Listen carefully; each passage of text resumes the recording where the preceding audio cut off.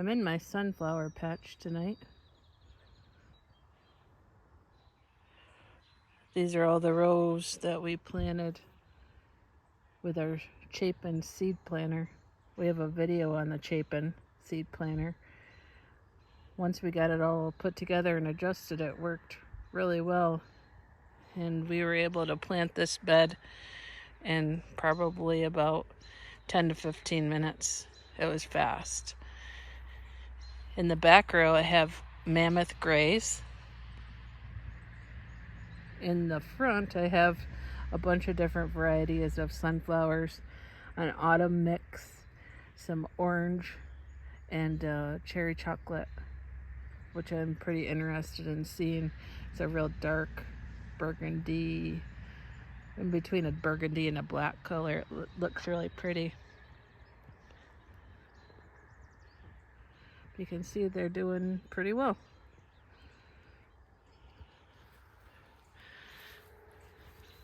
We'll walk over here and see my tomatoes. I do have to give these guys a little bit of water. I've been at work all day. And it's been almost 90 every day. And they look like they're doing well.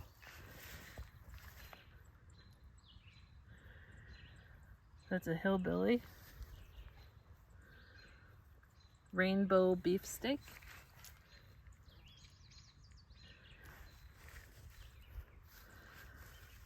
I planted 2 of each.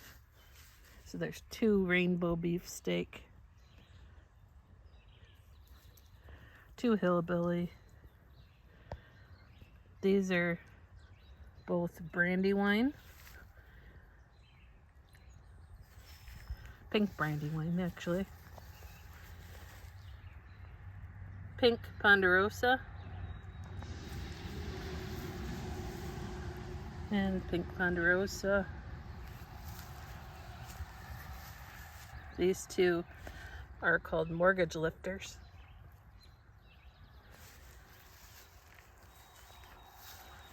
Another mortgage lifter here.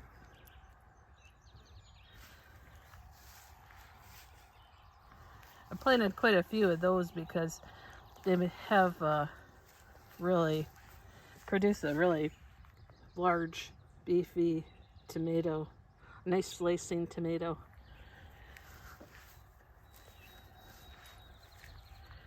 Here, this is a black beauty. It's actually starting to get little flowers here. That's a black beauty. San Marzano.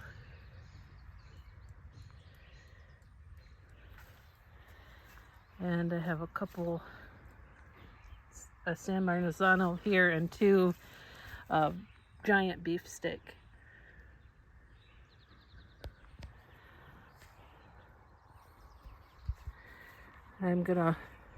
The next bed we have is potatoes. I do have some weeding to do this weekend. You can see the potatoes starting to pop through the ground.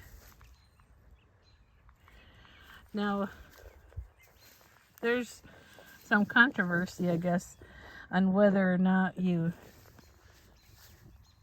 plant a whole potato or cut it where the eyes are and let it dry for a day and then plant them.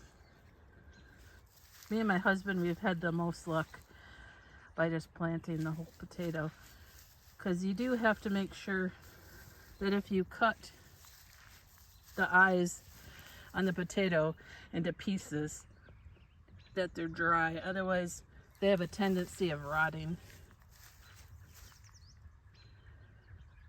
They're doing pretty well.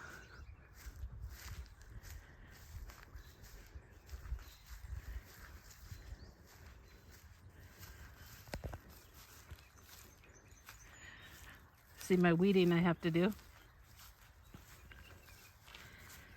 I had a couple onions that were getting old in my kitchen, so I just popped them in the ground, and they'll regrow.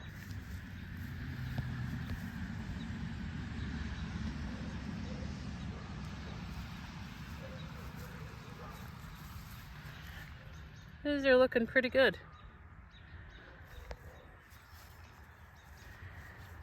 Over here, I have cantaloupe, just one.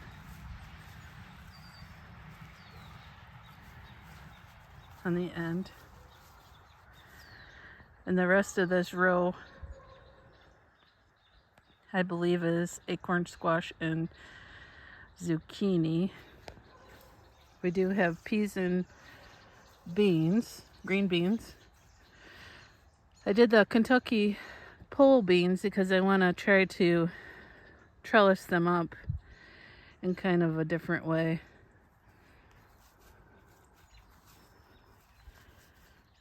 I just put in some of my seeds that I had planted, and here's some petunias.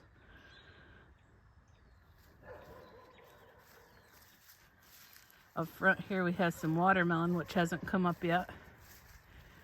And I have sweet peppers.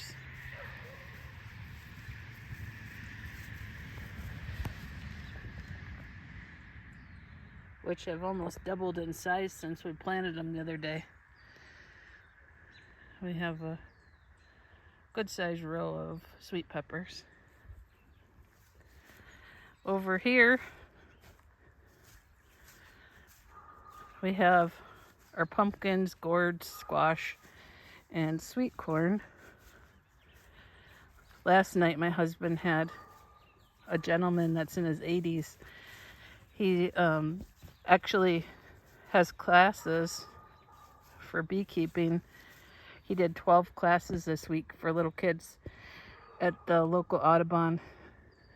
And he came to check out our beehives to make sure they were nice and healthy. And he said they're doing very well. We should have honey pretty soon. You do have to leave so much for them, for the bees. But everything is doing good, and they're starting to produce brood and honey.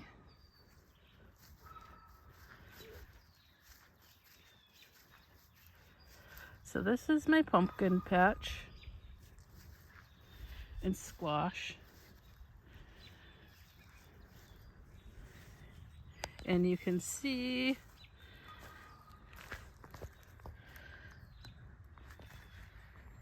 we're starting to get some pumpkins popping through. Quite a few. And gourds in the front.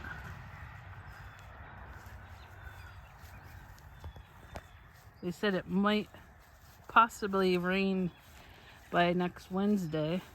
There's about a 40% chance. So kind of hoping for a little bit of rain, because if we got a little bit of rain, these would be popping right through and growing. Pumpkins and squash like a lot of water.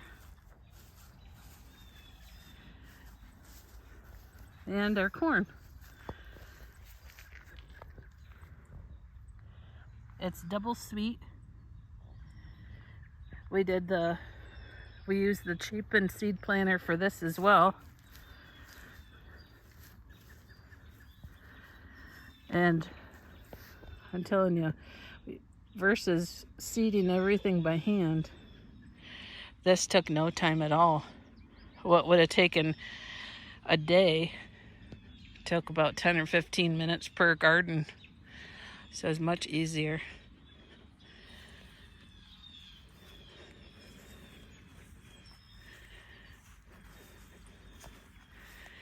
I'll talk to you again soon. Thanks for watching. Please like and subscribe.